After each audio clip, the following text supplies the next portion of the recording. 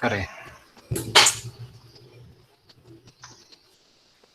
Enquanto o Fernando ajusta, deixa eu ir. Eu vou só relembrando o que é que a gente vai trabalhar hoje para vocês compreenderem aí essa ponte, né? Então, nós vínhamos nas aulas anteriores falando sobre direito romano, né, desde o começo do semestre, passamos pelo direito medieval, comentamos aí essa convergência de contribuições que vão acontecer para o direito europeu e, por consequência direta, para as colônias, né, dos países europeus. Então, vimos a participação, né, ou a contribuição dos bárbaros, a contribuição dos mouros, a contribuição do direito canônico, o resgate do direito romano, a formação de estudos sobre esse direito romano, né, assim, aprimorando esse direito romano. E a gente começa, a partir de hoje, eu essa semana, mas na próxima, Fernando também vai ainda fazer uma espécie de ponte entre Europa e Brasil, né? Mas a gente começa, a partir de hoje, a compreender um pouco como nós vamos chegar até a história do direito no Brasil. Seria impossível nós compreendermos a trajetória do direito no Brasil sem entender de que maneira nós nos conectamos àquilo que aconteceu no continente europeu e que nós fomos obrigados a uma cultura jurídica que nos foi imposta dentro do processo de colonização. Então, um primeiro ponto é isso, é entendermos que a trajetória do direito no Brasil está diretamente ligada à trajetória do direito no continente europeu e a esse processo de imposição de uma cultura jurídica distinta de culturas jurídicas aqui existentes, né? Segundo ponto que eu acho que é muito importante para a gente também entender essa passagem. O Brasil herdará as tradições do direito romano, as tradições, né, das escolas germânicas, né, do direito, dos estudos, né, alemães. Nós vamos herdar isso? Vamos, mas é preciso que a gente lembre que a fonte primordial do nosso direito virá de Portugal. E Portugal, dentro do conjunto do continente europeu, tem algumas singularidades que precisam ser conhecidas para que a gente entenda um pouco do que vem acontecendo no Brasil. Que singularidades são essas? Em primeiro lugar, eu acho que eu cheguei a comentar com vocês, quando eu falei sobre a questão dos mouros, o fato de que Portugal foi o primeiro país a romper com essa ocupação moura, né, e o próprio reino português surge disso. Né, no momento em que se reúnem uma elite comercial junto com uma classe nobre existente e conseguem retirar os mouros dessa região de onde fica hoje o Algarve e, a partir dali, ocupar, né, reocupar essa região, forma-se o Reino de Portugal, que passará, então, a, né, formar essa corte portuguesa até alcançar a nossa história. Isso, acho que não sei se Fernando sabe aí decorar essa data, mas eu acho que é 1400 em alguma coisa, Fernando, ou é 1200. Estou agora realmente na dúvida. A unificação? Não, a formação, o surgimento de Portugal mesmo, de Afonso Henriques, quando Afonso Henriques... Bem, mas enfim, eu acho que essa data assim não é crucial para o que eu quero mostrar para vocês. Por que que eu estou tentando mostrar que há uma singularidade em Portugal?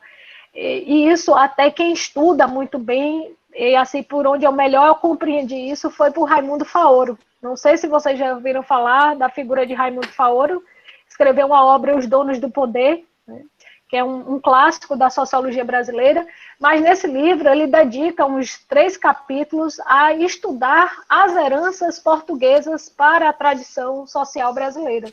Então, ele faz todo um apanhado do que era Portugal para a gente entender o que se torna o Brasil. E isso acaba servindo para nós na história do direito para a gente entender que, dentro do cenário Europa, Portugal era um país pertencente ao continente europeu, mas com peculiaridades, com singularidades que distinguiam Portugal do restante do continente. Que singularidades são essas?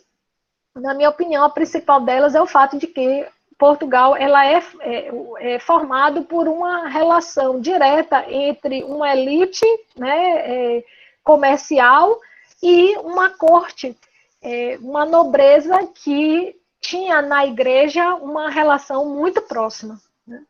Por que eu estou dizendo isso? Porque você não vai ter, tá, gente, em Portugal, um processo que acontece em grande parte dos países europeus, que é os ventos do iluminismo. Né?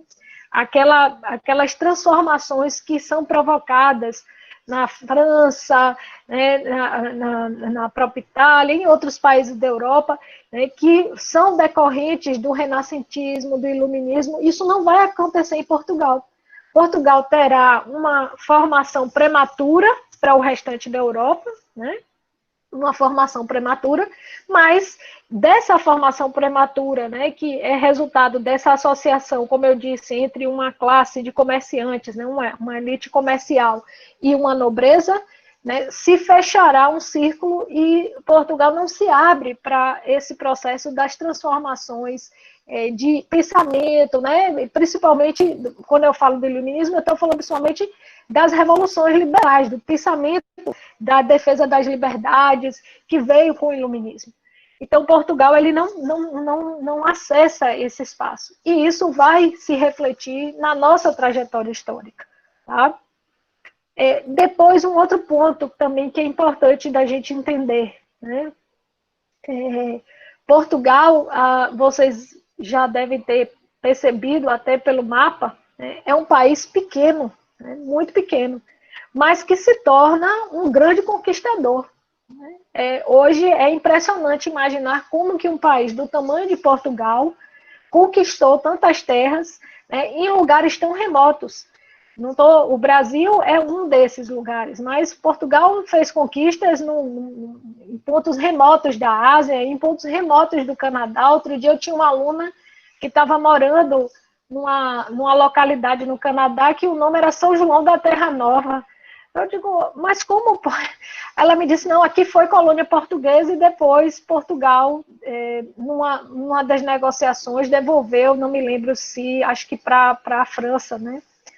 Então, Portugal conseguiu, né, dominar, né, locais, terras em lugares muito remotos. E isso realmente pressiona.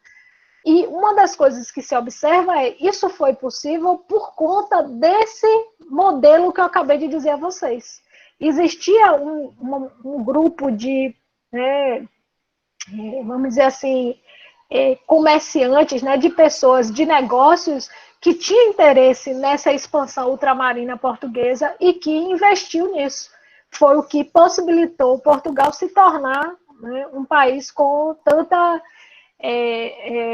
importância no cenário, né, das colônias, no cenário do projeto colonizador, domínio de terras, etc. Então, isso também é importante a gente entender. O nosso direito, ele será produto desse cenário, né, desse passado histórico de Portugal, desse projeto, né, de português de expansão, de rotas, né, e de vamos dizer assim, um objetivo, né, quando se chega ao Brasil, meramente exploratório, melhor dizendo, desculpe, meramente exploratório. Então, a gente vai ver que a base do nosso direito será o direito privado. Por quê? Porque o objetivo de Portugal, ao alcançar o litoral brasileiro, foi ocupar este litoral e extrair daqui riquezas. Não houve, por parte de Portugal, durante um bom tempo, qualquer propósito, qualquer intenção de expandir, né, de conectar estruturas institucionais do Estado, a parte administrativa do Estado. Não, vamos dizer assim, esse conjunto de órgãos que faz um Estado funcionar não vai existir no Brasil durante um bom tempo. O que Portugal fez foi, como vocês sabem, porque a gente estuda isso em história desde ensino fundamental, dividir o Brasil em capitanias hereditárias, entregar essas capitanias hereditárias à figura do que ficou conhecido como donatários e deixar que esses donatários aqui explorassem, apenas pagando impostos altos a Portugal pela exploração dessas riquezas. Então, a base do nosso direito será um direito de caráter privado, com uma função exploratória, né, e com uma grande precariedade de estruturas institucionais, administrativas. O que havia era muito, vamos dizer assim, muito incipiente, né, pouquíssimo organizado, numa dependência enorme da metrópole portuguesa. Enfim, a gente vai, né, nas próximas semanas, explorar isso com uma profundidade maior. Mas vamos lá. No slide que eu trouxe para vocês, que é esse slide primeiro, eu queria perguntar se alguém reconhece onde é isso. Alguém aqui reconhece? É ali no comércio? Não, comércio não. É naquela região onde hoje está a prefeitura? Exato. Eu esqueci o nome desse prédio, mas eu já fui nele. É a Câmara de Vereadores, isso aí, Luan. Isso. Eu coloquei, né, essa imagem, primeiro porque a gente até quando nós estávamos em aula presencial, eu fazia uma aula de história caminhando pelo centro de Salvador. Nós vivemos numa cidade onde essa história, parte dessa história que nós vamos estudar existe, está aí nas ruas, né? E o prédio da Câmara de Vereadores é o prédio público mais antigo que nós temos em Salvador. Os outros prédios públicos que estão ali no centro foram reconstruídos ou não são, né, não são as construções antigas. Esse prédio é o prédio mais antigo que nós temos no centro da cidade. É onde está localizada até hoje a Câmara de Vereadores, onde funcionou durante o tempo uma prisão. Então, quem quiser visitar, né, quando isso for possível, o memorial da Câmara de Vereadores vale a pena, porque vocês vão ver, essa história que eu estou dizendo a vocês vão ver alguns documentos, muito poucos, infelizmente, mas tem alguns, e vocês vão ver a arquitetura. Existe lá uma parte de vidro onde a gente consegue ver a prisão que ficava no subsolo de onde hoje é a Câmara de Vereadores. Então, parte do que a gente está estudando, que começamos a estudar hoje, que é essa história do Brasil colonial, né, passa por Salvador. Né? Nós somos aqui a primeira capital do Brasil. Ai, que susto. Carregamos esse título durante um bom tempo, e mesmo quando deixamos de ser, continuamos a ser uma cidade com importância política para o Estado brasileiro, porque aqui estavam algumas das instituições, né, que iniciaram esse funcionamento do Estado brasileiro. Inclusive, o primeiro Tribunal de Justiça do Brasil começa aqui na Bahia com o Tribunal de Justiça, que era com o Tribunal de Relação da Bahia, né, fundado em 1609, né, agora tem 2 anos, completou 400 anos de existência, e só perdeu esse posto, né, de Tribunal de Relação já depois, quando essas estruturas institucionais foram evoluindo. Então, isso é uma coisa que eu acho que, para nós que vivemos na nossa cidade, é importante que a gente esteja atento a isso. Né? Quando vocês andarem pelo Pelourinho, quando vocês andarem pela parte central, a Praça Municipal, a Rua Chile, lembrem que vocês estão ali passando por prédios, locais onde parte da história do direito aconteceu. Seguindo aí, deixa eu só passar aqui o slide. Um outro ponto também que eu, de certa maneira, já comentei com vocês é sobre existir ou não um direito genuinamente brasileiro. Né? Assim, podemos dizer que existe um direito brasileiro. E por que essa pergunta? Né? Por que essa pergunta é feita dentro de quem estuda a história do direito?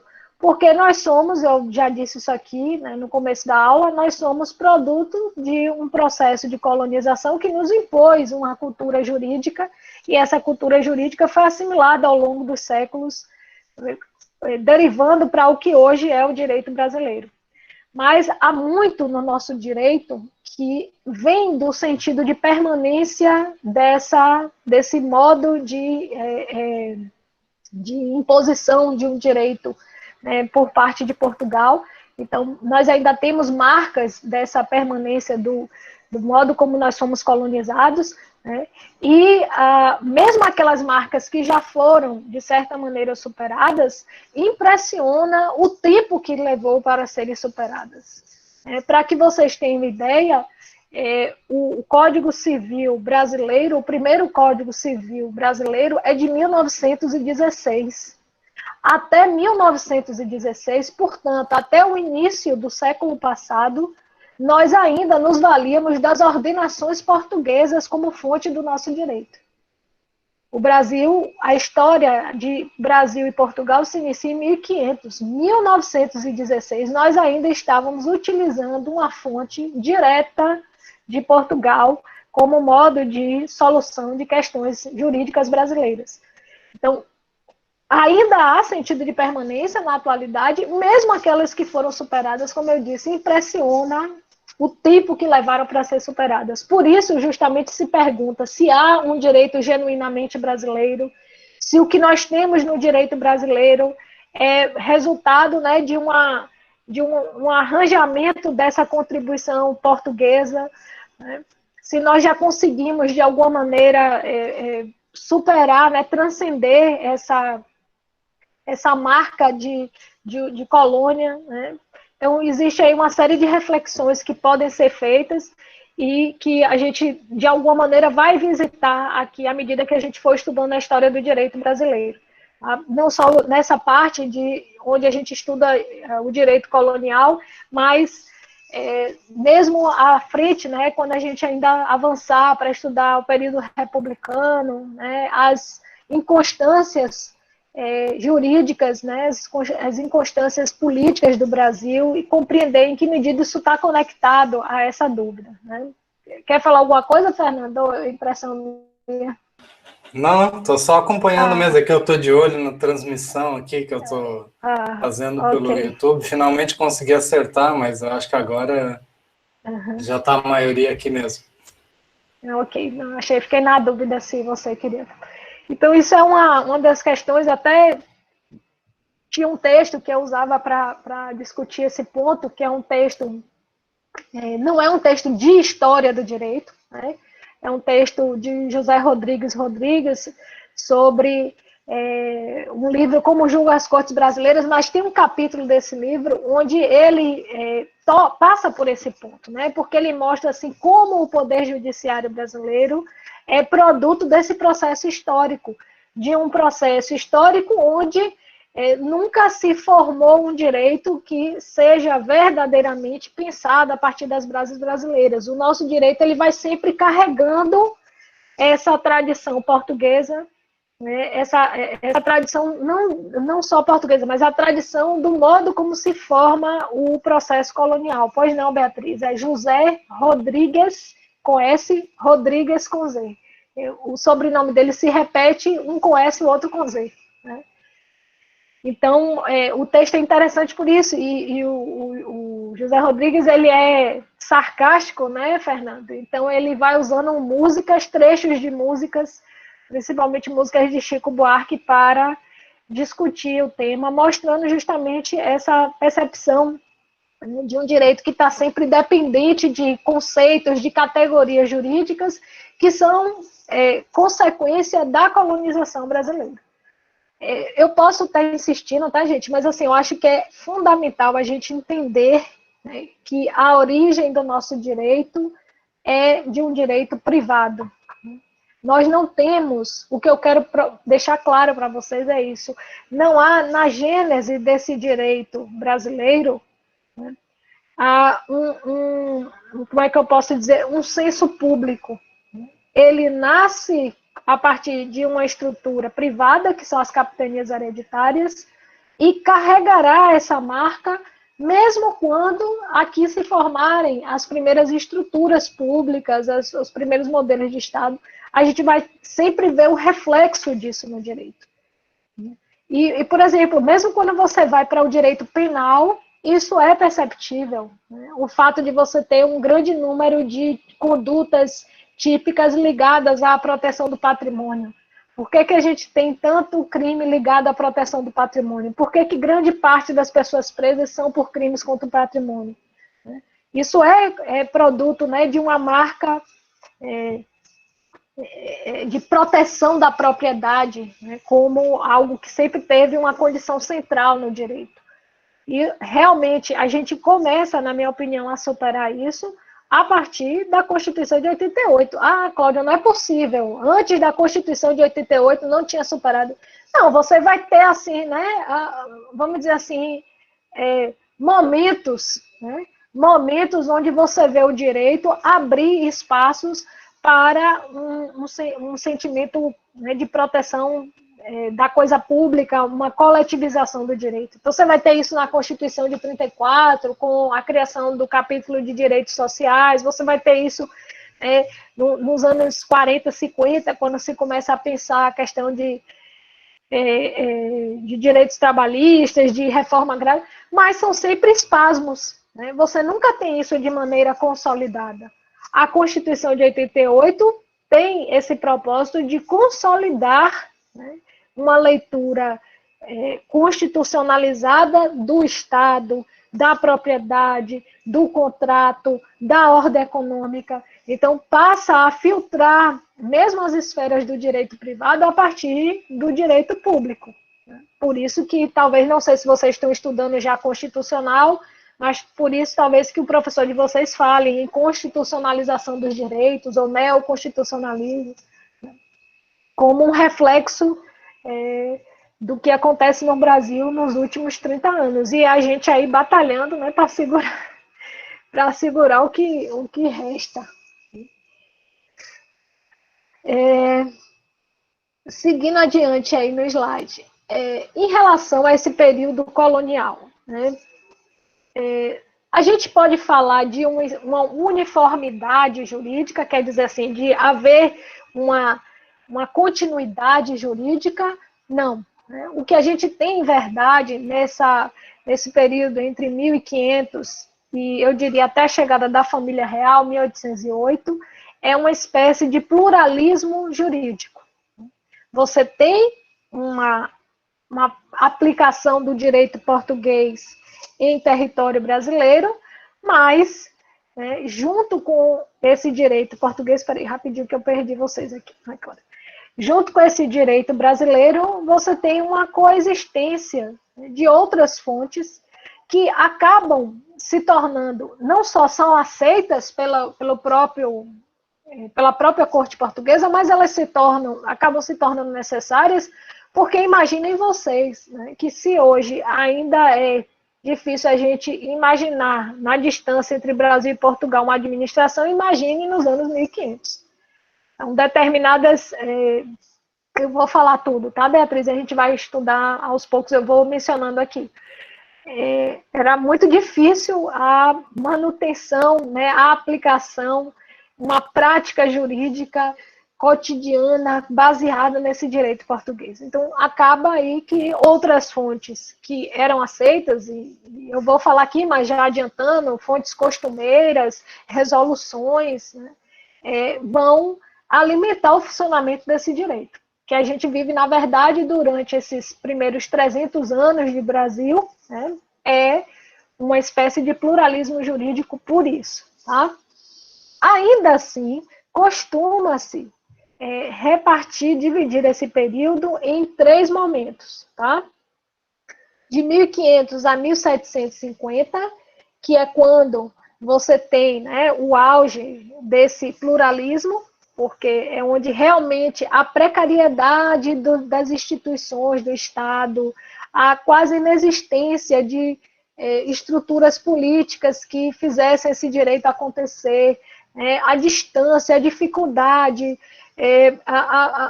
assim, realmente o Brasil era um local de onde se olhava apenas para a questão de extração de riquezas, não havia qualquer estímulo, qualquer ímpeto, né, de dar, vamos dizer assim, fazer disso daqui a continuidade de Portugal. Então, é o ápice dessa pluralidade. Depois você vai ter um período intermediário entre 1750 e 1808. O que é que vai acontecer nesse período? Nesse período, vai existir lá em Portugal uma figura chamada Marquês de Pombal, né, que é uma espécie de assessor principal do rei Dom José, que resolve, né, dar às colônias portuguesas um impulso, mudando as características do direito dessas colônias portuguesas, entendendo que parte do atraso de Portugal se devia ao fato de que não só Portugal, mas as colônias portuguesas não tinham acompanhado as transformações do restante da Europa. Aquilo que eu disse a vocês, né? Lembra que logo eu falei para vocês, a Europa toda passa por um processo de transformação e Portugal fica lá estacionado. Quando o Marquês de Pombal chega a essa função e se torna realmente o cara que manda e desmanda na coroa portuguesa, uma das coisas que ele faz é isso, é tentar implementar mudanças no direito português e nas colônias portuguesas para fazer com que houvesse, né, minimamente um acompanhamento daquilo que tinha acontecido na Europa, né, modernizar o direito, vamos dizer assim, né, trazer os ventos da modernidade jurídica para as colônias portuguesas. Então você vai ter aí também um período que algumas coisas vão acontecer e assim, nada, professora, mas você não tem, eu vou comentar a partir, quando eu falar das ordenações, já na sequência, eu vou comentar, mas são coisas que vão ser pontuais dentro do direito, não é assim uma reforma do direito brasileiro, né? Havia nele a vontade de fazer isso, mas não se concretiza de uma forma, vamos dizer assim, total, né? Você vai ter algumas questões pontuais que eu já comento com vocês. E o último período que se coloca aí, que é esse período a partir da chegada da família real. Né? A gente já comentou aqui, né, e muita gente sabe, mesmo fora dessas aulas de história do direito, que esse é um fato determinante para compreender a história do Brasil e, por consequência, a história do direito no Brasil. A chegada da família real realmente muda o cenário brasileiro, principalmente, tá, pessoal, porque aquilo que eu disse a vocês de precariedade das instituições do Estado, de uma inexistência, né, de uma vontade de fazer disso aqui, uma continuidade de Portugal, etc., será, de certa maneira, resolvida com a chegada da corte portuguesa. Junto com a corte vão vir essas mudanças, vai vir uma estruturação do Estado brasileiro, era preciso ter essas instituições para que a corte portuguesa continuasse a responder pelas demandas, né, com as demandas, querendo ou não, era o rei que estava vindo parar aqui no Brasil, então tinha que se criar um cenário que correspondesse à existência de um rei nesse local. Então, isso realmente vai mudar muito o cenário, a história do direito no Brasil, e a gente também vai ver, aos poucos, de que maneira essas mudanças vão se operar. Tá? Hoje a gente está, não precisa vocês ficarem achando que eu estou passando por cima, assim que está superficial, porque a gente está hoje fazendo ainda uma espécie de introdução a essa história do direito no Brasil, muito mais para fazer a ponte entre Europa e Brasil do que propriamente para já entrar na história do direito brasileiro. Outro ponto também fundamental para esse período colonial. Né? Não é possível a gente entender Brasil colônia sem entender as ordenações portuguesas. Que direito era esse que era praticado no Brasil durante o período colonial? Afinal de contas, professor, entre 1500 e 1808 são 300 anos de história. Então não é 30 dias, é 300 anos. O que é que aconteceu no Brasil nesse período todo? O direito que oficialmente era aplicado aqui eram as ordenações portuguesas. Né? Em primeiro lugar, o que eram essas ordenações? Essas ordenações era uma espécie de compilação das leis de Portugal. À medida que o reino português foi se desenvolvendo, viu-se a necessidade de organizar o que havia de normas e Portugal adota, então, uma compilação dessas leis através dessas ordenações. Vocês estão vendo aí, são 3 ordenações, as alfonsinas, as manuelinas e as filipinas. Existia algum parâmetro a partir do qual essas ordenações foram, né, buscar inspiração?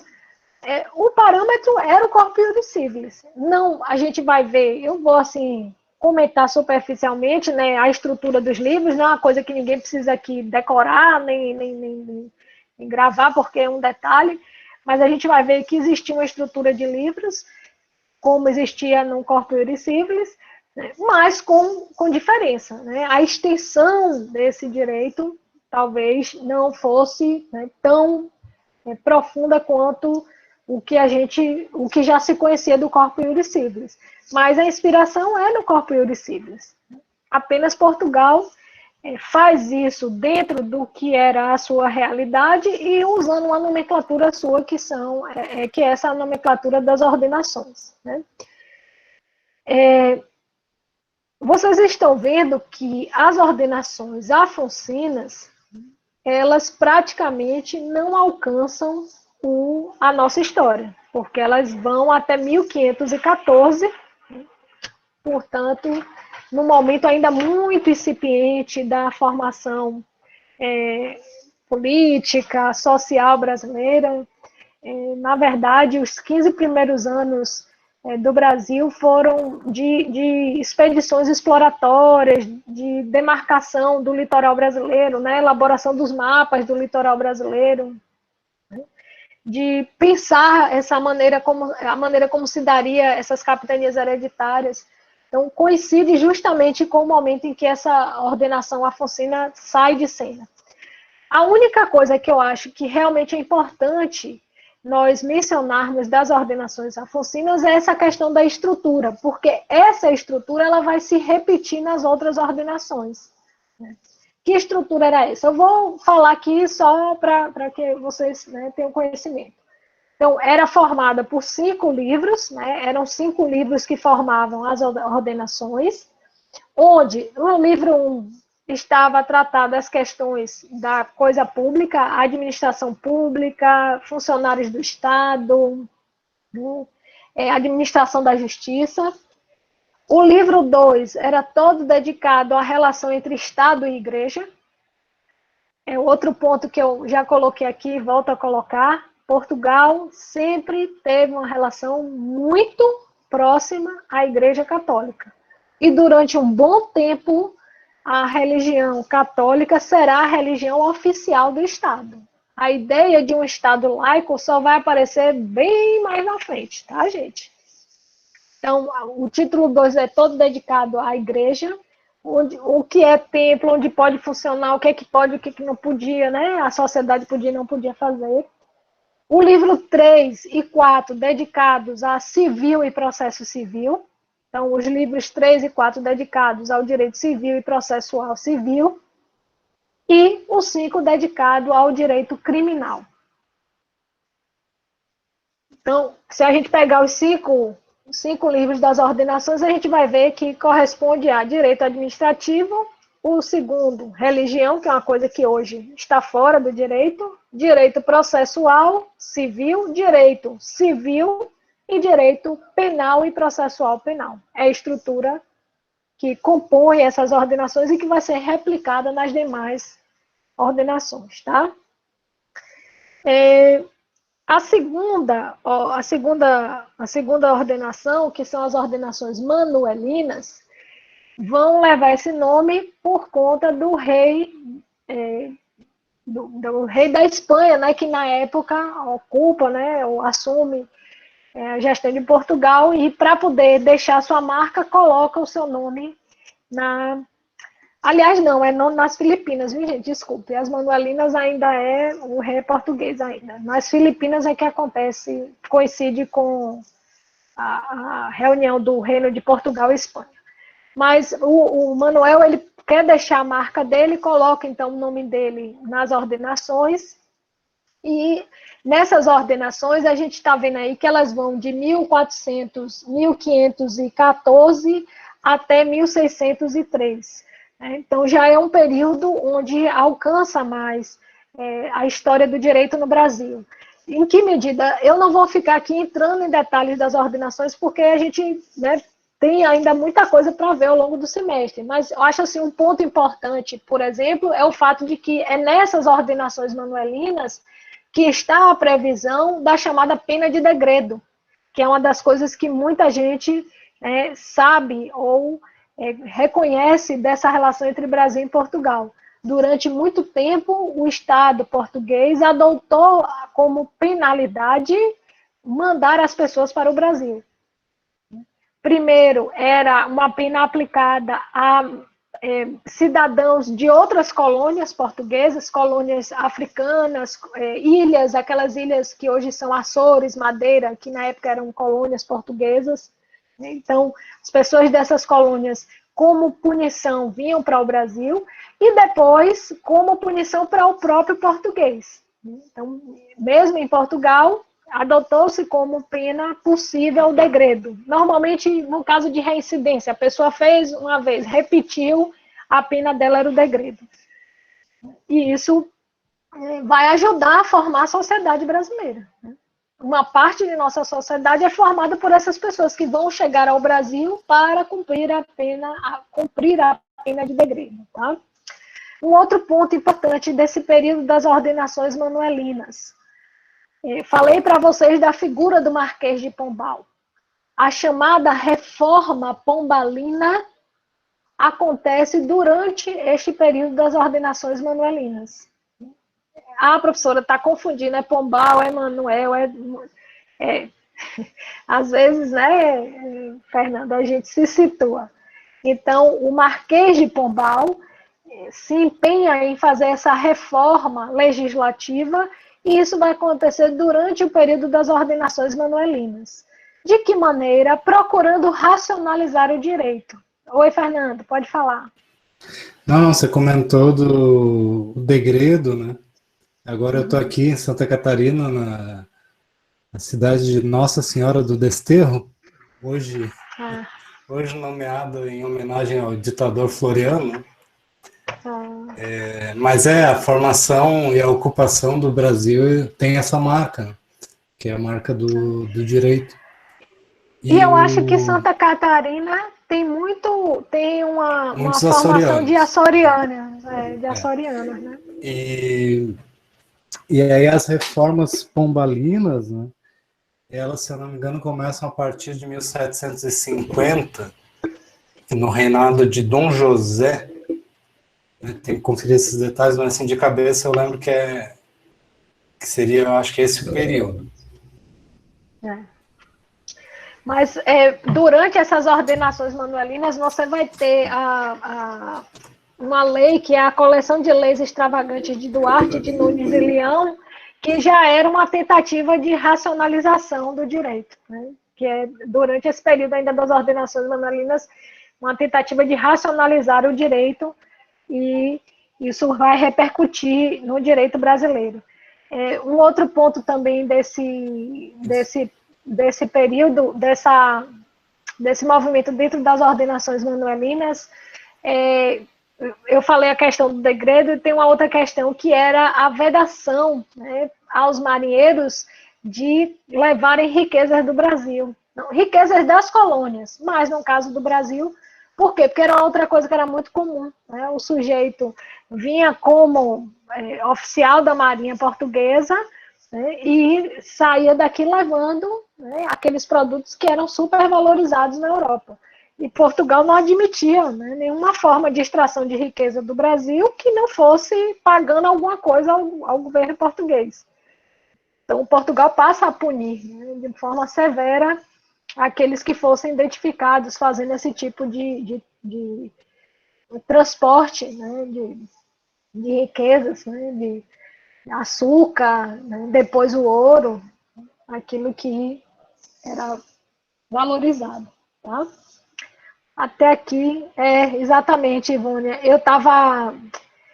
Depois que eu falei, que Fernando falou isso, eu estava pensando nisso. Eu acho que a reforma pombalina foi nas ordenações filipinas. Nas ordenações manuelinas, eu estou falando, rapidinho, deixa eu explicar, porque a aluna chamou a atenção para o fato de que Pombal é 1690, né? E as ordenações manuelinas se findam em 1603. Então, eu realmente me confundi. A reforma pombalina é nas ordenações filipinas.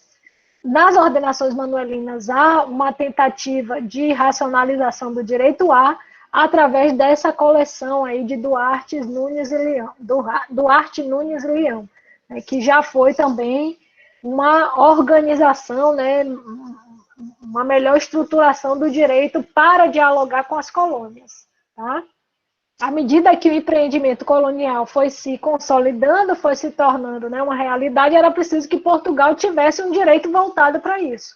E aí, dentro ainda das ordenações manuelinas, se faz essa reforma, implementando essas questões, né, de controle da marinha, de estabelecimento de uma pena de degredo, de controle da questão das religiões, né, que era um ponto sempre importante para Portugal.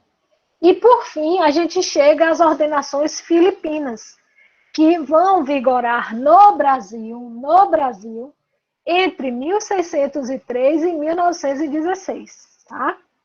Então, vejam que para nós, para o nosso direito, as ordenações filipinas terão aí uma posição, né, central na estruturação do nosso direito, porque permanecem até o ano de 1916, que é quando é publicado o Código Civil e definitivamente vamos dizer assim, revogado o uso das ordenações portuguesas. Outro dia, Fernando, eu não sei se você viu que o processo, que era o processo mais antigo do Brasil, foi definitivamente julgado, né, que era um processo de discussão de bens da família da princesa Isabel, e parte do processo tinha sido fundamentado nas ordenações filipinas, porque o processo começou, né, há 200 anos, então tinha fundamento nas ordenações. Diga aí. Não, exatamente, né? Porque quem já tá fazendo direito civil, né, sabe que é regulado as coisas pelo tempo. A lei, né, é utilizada a lei do momento, né, da questão. Né? Tem uma questão de vigência interessante. Então, o Brasil, às vezes a história do direito tem ainda vigência, né? As ordenações, os regulamentos sobre sesmarias, coisas assim. Tem algumas situações excepcionais em que há ainda uma certa aplicação dessa legislação histórica. Eu estagiei, na minha época de faculdade, no Ministério Público Federal. E, na época, nós respondíamos até o extremo sul da Bahia. Então, a gente acessava muito processo da região de Porto Seguro. E era muito comum eu pegar a escritura de propriedade, porque, como o Ministério Público Federal discute as questões de terreno de marinha, então era muito comum eu pegar escritura de propriedade ainda com, assim, que só tinha tido Portugal, né, terras devolutas, ou seja, para um proprietário ou dois proprietários, né, coisas assim com a cadeia sucessória, bem que você ainda conseguia enxergar o início da cadeia sucessória, né, que bem a marca, né, dessa questão, como eu disse a vocês, de um país que se baseia, né, se fundamenta num direito privado e especialmente num direito de propriedade, de proteção da propriedade como direito absoluto. Mas vamos lá, então, nessas ordenações filipinas, a gente vai ter uma parte importante do nosso direito, porque vai vigorar durante muito tempo no Brasil, só sendo definitivamente retirada do ordenamento brasileiro com a publicação do Código Civil em 1916. Cláudia, mas a ordenação filipina toda foi utilizada até 1900? Não, o capítulo que tratava do direito civil, né, é que permanece em vigor até 1916. Os demais capítulos que tratavam de direito criminal, processual criminal, né, foram sendo, né, pouco a pouco superados pelas legislações que foram publicadas no Brasil. Mas houve uma permanência desse direito, dessa ordenação filipina, até 1916, e isso é importante da gente saber, né? Depois, um outro ponto. No curso dessas ordenações filipinas, você tem em 1870 uma versão que é feita pelo brasileiro Cândido Mendes dessas ordenações filipinas.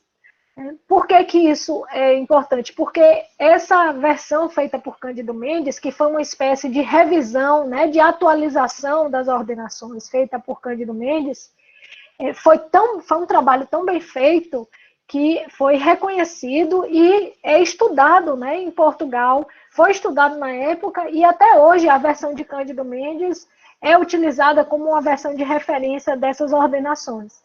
Então, é importante também a gente saber que, a essa altura, né, já no século XIX, a interação entre a tradição jurídica brasileira e a tradição jurídica portuguesa era tão forte que você tinha, no Brasil, um Brasil já independente, né, mas com figuras que, a partir dos seus estudos, passavam também a colaborar com o próprio direito português. Em relação à estrutura desse direito, né? Como é que essas ordenações estruturavam esse direito? E aí, não sei quem foi, acho que foi Beatriz que me perguntou em relação às fontes. Né? Havia uma hierarquia, né, de leis, onde essas ordenações estavam, né, no topo dessa hierarquia, mas eram também fontes do direito brasileiro. A jurisprudência, ou seja, as decisões que fossem tomadas pelas cortes brasileiras, né? A essa altura você já tinha o Tribunal de Relação da Bahia, você já tinha... A gente vai ver tudo isso, tá, gente? Essa estrutura toda do judiciário a gente vai ver. Você tinha a ouvidoria, você tinha o Tribunal de Relação, né? Então, a jurisprudência que, sim, com um detalhe, essa jurisprudência era do Brasil e também jurisprudência da corte portuguesa. Então, eventualmente, podia se utilizar como referência decisões de Portugal. Depois, um direito consuetudinário. Então, um direito costumeiro também era considerado como fonte do direito. Tá? Então, as próprias ordenações, né, as leis, né, aí materializada nas ordenações, a jurisprudência do que fosse produzido em termos de decisão no Brasil e também vindo de Portugal, e os costumes, eram as fontes oficialmente reconhecidas no direito brasileiro. Tá? Algumas observações aí que eu queria fazer nessa parte das fontes do direito. Primeira observação, o que os livros mostram, os registros mostram, é que em termos práticos, boa parte das comunidades, das cidades, das localidades brasileiras tinham como fonte primeiro o costume. Por quê? Porque esse conhecimento das ordenações e a existência de instituições do Estado que aplicassem essas ordenações havia somente nas grandes cidades brasileiras. Salvador, Recife, São Paulo, né? Rio de Janeiro, Belém do Pará, que sempre foi uma cidade de referência. Então, você tinha, assim, nas grandes cidades, você tinha quem conhecesse as ordenações, você tinha a estrutura de Estado que aplicasse essas ordenações. Mas quando você ia para o interior do Brasil, para as vilas, para as pequenas cidades, não existia nem quem conhecesse essas ordenações, nem havia uma estrutura que viesse a aplicar. Então, isso é uma coisa importante, né? Nós temos aí um direito costumeiro que foi fartamente utilizado no interior do Brasil, inclusive fala-se isso em relação à região de Minas Gerais, né? Que foi uma região que depois se expandiu, se tornou uma das principais regiões, mas que era composta por pequenas cidades, né? Salvo Vila Rica, né? Que era uma cidade de referência, mas você tinha um monte de pequenas cidades onde prevalecia muito mais um direito costumeiro do que o direito, né, desejado por Portugal. Essa é a primeira observação que eu queria fazer. Tá? Uma segunda observação que eu queria fazer Ah, Cláudia, mas e se as ordenações não respondessem, se a jurisprudência não respondesse, se não houvesse um costume que respondesse? Existia outra fonte? Portugal admitia o uso do direito romano como uma fonte subsidiária do direito, tá? O uso do direito canônico, o que teve muita relevância, tá, gente? Então, muita coisa no Brasil foi resolvida a partir do direito canônico, principalmente quando nós pensamos na estrutura das relações familiares, quando nós pensamos na própria, no próprio exercício da fé. Né? Então, você tem, acho que Fernanda até no semestre passado mencionou um trabalho, né, de história do direito que fala sobre o tratamento de determinados comportamentos ou práticas como feitiçaria, né, Fernando? Me lembra aí que você falou desse trabalho. Tem uma pesquisa realizada por uma amiga minha que justamente foi a partir dos cartórios judiciais, né, dos arquivos públicos, ainda tinha... Deixa eu tirar o bicho aqui.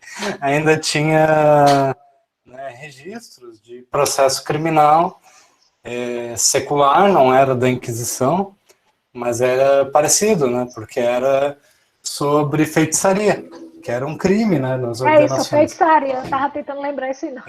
E aí a gente vê, até, de certa forma, surpreendente, porque era uma vila pequena, né, no caso ainda era a vila de Curitiba, e existe o uso de doutrina, citação de livros em latim, o que até a gente esperava que não houvesse, né?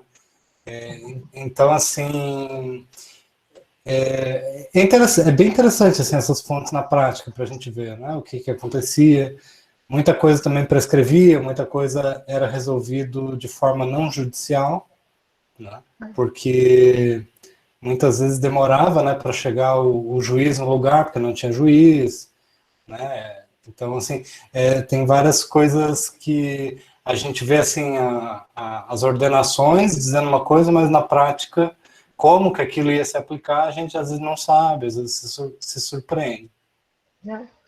E aí eu acho que conta muito, né, Fernando, o fato de que, embora você tivesse, como você disse, uma condição de vila, uma precariedade, mas a igreja estava lá presente. Isso. Certamente... Então, a própria doutrina moral do cristianismo, né, serve também como uma referência. O juiz ele tem que ter aquelas virtudes cristãs, né? Então ele julga seguindo a moral religiosa. Alguns colegas meus da América Latina dizem que no direito dos países da colonização espanhola, né, tinha a doutrina cristã e a teoria moral tinha mais peso na jurisprudência do que na colônia, no Brasil, né, que é a colônia portuguesa. Existem algumas razões assim, históricas, né? Então parece que no Brasil tem um pouco menos do que era no Chile, no Peru, né?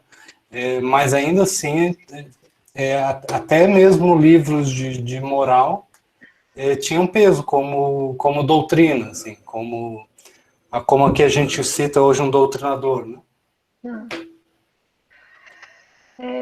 Então tem essa questão do direito canônico, a gente ainda vai, de alguma maneira, falar sobre isso, né, em outros momentos, mas, assim, compreender que, na ausência de uma norma que fosse uma dessas oficialmente reconhecidas, né, jurisprudência, lei ou costume, podia-se recorrer ao direito canônico, e isso foi feito muito, está aí o Fernando mencionando essa pesquisa, e existem outros exemplos de como essa interiorização da igreja contribuiu para que esse direito canônico chegasse, né, mesmo nos lugares mais remotos. Né? Depois, era possível, né, o recurso ao próprio corpus iuris civilis, o que, na minha opinião, se confunde com a ideia de direito romano, e ainda existia, né, uma possibilidade de, em não havendo, né, solução com nenhuma dessas hipóteses, se recorrer a uma consulta ao rei. Então, se podia encaminhar uma consulta ao rei Em Portugal, esse rei, ele tinha uma espécie de assessores jurídicos, né, que ajudavam ele na resposta a essas dúvidas, e essa resposta, né, essa decisão do rei servia como uma espécie de precedente definitivo, o que hoje a gente chama de precedente vinculante, né, seria uma decisão que vincularia todas as hierarquias abaixo dele. Mas imaginem também vocês que alcançar essa esfera, né, de decisão no ápice da nobreza, né, na parte mais alta da nobreza, era uma coisa difícil, principalmente para nós que estávamos na colônia. Né? Deixa eu ver o que é que eu ia comentar mais aqui sobre os precedentes, já falei. Já falei da questão dos costumes, né, como valiam muito no interior. Comentamos aqui um pouco sobre a questão do direito canônico. Eu coloquei aqui, apenas complementando, a questão, já falamos aqui de como o direito canônico tinha um peso, de como isso vai se refletir, tá, gente, no direito penal brasileiro. Então, no capítulo do direito do direito criminal, dentro das ordenações, havia a previsão de crimes relacionados a qualquer tentativa de se professar uma fé diferente da católica. Crimes como ele colocou aí o crime de feitiçaria, heresia, blasfêmia, né, que eram crimes relacionados à desobediência dessa fé católica. E também um rigor moral muito grande, né, que vai alcançar esses direitos outros, como o direito de família. Né? O áudio está ruim, gente, para vocês? Tem uma aluna se queixando aqui. Não, para mim está tudo bem aqui. Isso varia muito pela conexão mesmo. Então, pronto. Eu já vou responder, depois eu vi que tinha uma pergunta também de Nariman sobre a questão das aulas, a gente já responde, tá, Nariman? Então, isso também vai se refletir no direito de família, né? Que é uma coisa que eu procuro chamar a atenção, principalmente das alunas mulheres, né? Como nós somos reflexo dessa moral cristã, né? Na visão jurídica que foi se construindo do papel da mulher na família, do papel da mulher na sociedade, a partir da influência da moral cristã.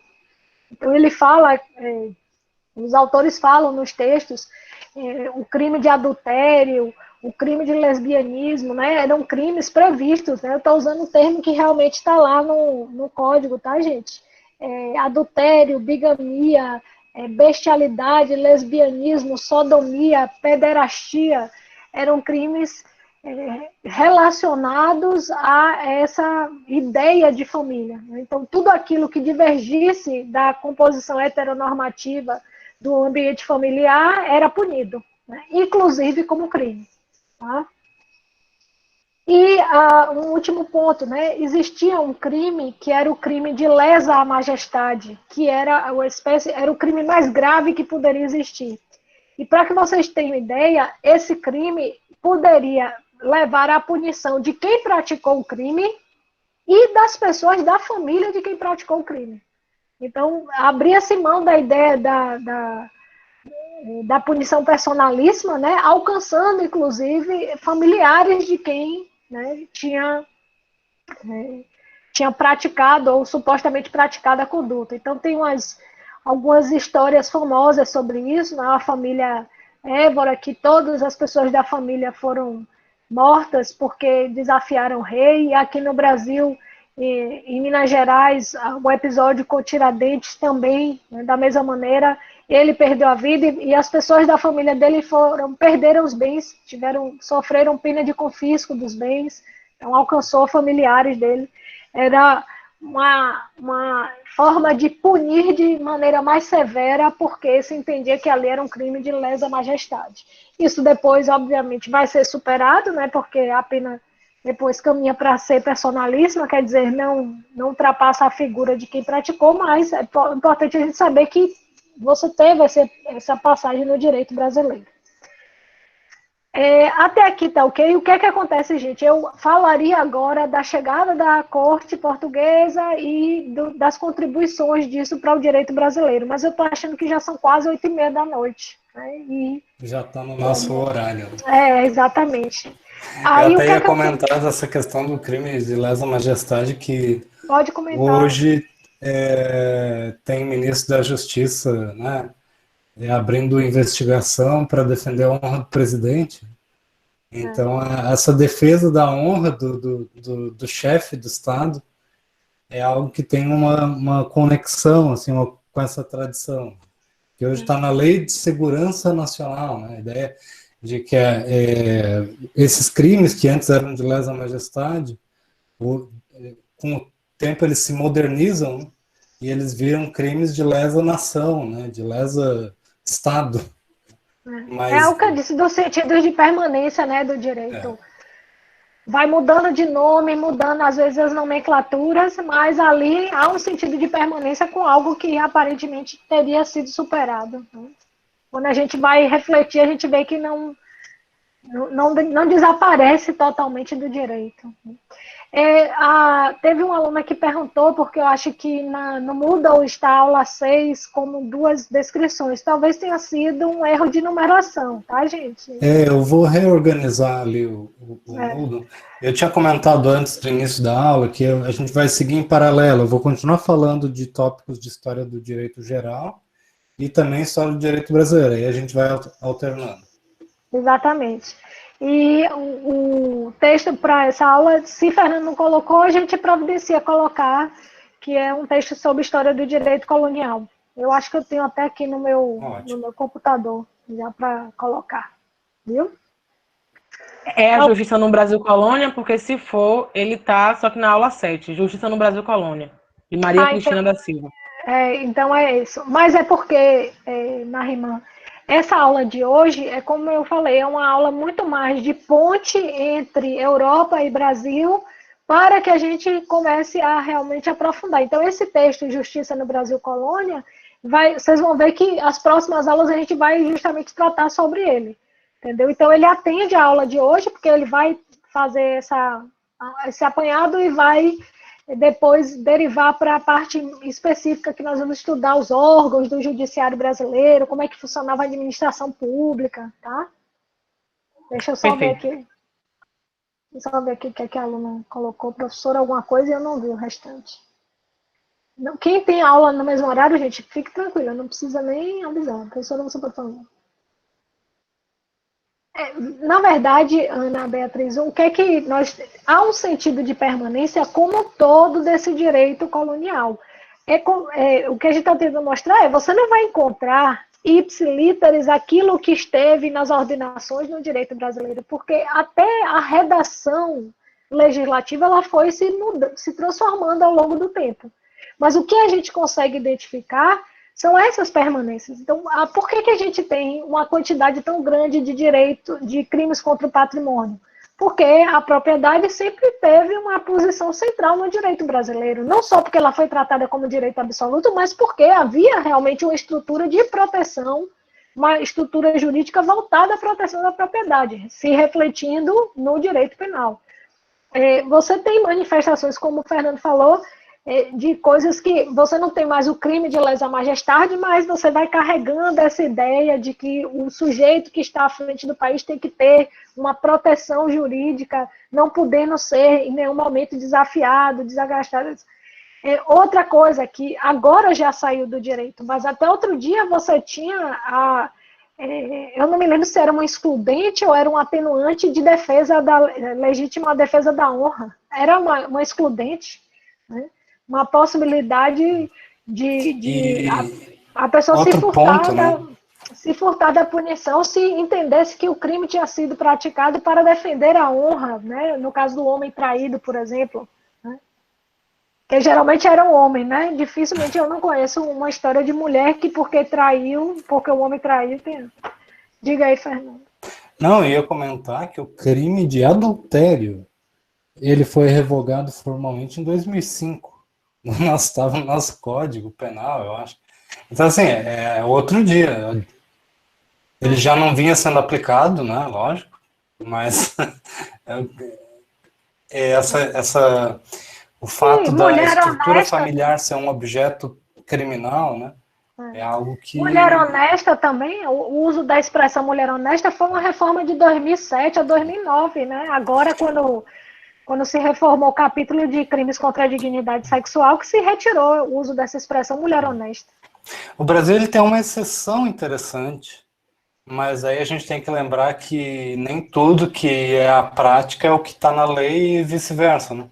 Mas o Brasil ele é uma exceção interessante em relação a outros países, porque como a parte criminal das ordenações filipinas ela foi revogada pelo Código Criminal do Império de 1831, 2, comecinho ali, né? E esse código ele não traz a criminalização da homossexualidade, que era algo também muito comum de ser criminalizado. Então, no Brasil, formalmente, a gente nunca teve legislação que criminalizasse, né? Não que não houvesse, né, lógico, discriminação, mas legal não havia. Eu acho que o Código Militar até hoje traz a previsão do crime de pederastia, né? Isso eu não sabia. Pelo menos eu tenho um conhecido meu que é juiz militar e me disse que ele já julgou processo por crime de pederastia. Tá. Então talvez tenha esse ponto. Mas aí eu lembro no ambiente do direito militar, né? Porque na Inglaterra isso era usado até recentemente, na Alemanha isso tem, e aí eu fiquei sabendo disso porque eu vi um artigo em inglês sobre isso, falando, no Brasil não tinha, e eu nunca tinha feito essa pesquisa, fui atrás, mas agora você me traz esse exemplo que é interessante. Eu não sei se ainda está mantido, mas tem pouco tempo que ele reportou isso pra gente, né? Que tinha tido o Mas é a mesma coisa que é igual o apartheid também, né? O casamento interracial nunca foi legalmente proibido, mas isso não significa que não haja racismo estrutural. Então, nesse mesmo sentido, é um exemplo. Pois é. É isso aí, gente. Então, de minha parte tá ok, Fernando. Não sei, eu prefiro não, como eu disse, dar continuidade a partir da chegada da corte portuguesa. Como a gente já comentou, né, as aulas sempre ficam gravadas, né, a gente também não vai se estender demais, porque apesar da gente achar que não existe prejuízo para os alunos que saem, ainda assim existem muitas reclamações sobre quando existe uma extensão de horário. A gente até conversou bastante com isso em colegiado, coisa assim. Mas a gente também não pode ultrapassar demais o tempo. Fernanda? Oi? Tentamos muito, né, que se modificasse essa regra para tentar aumentar um pouco de tempo de aula, mas realmente não passou. Então, aí, viu, gente, assim, não só a gente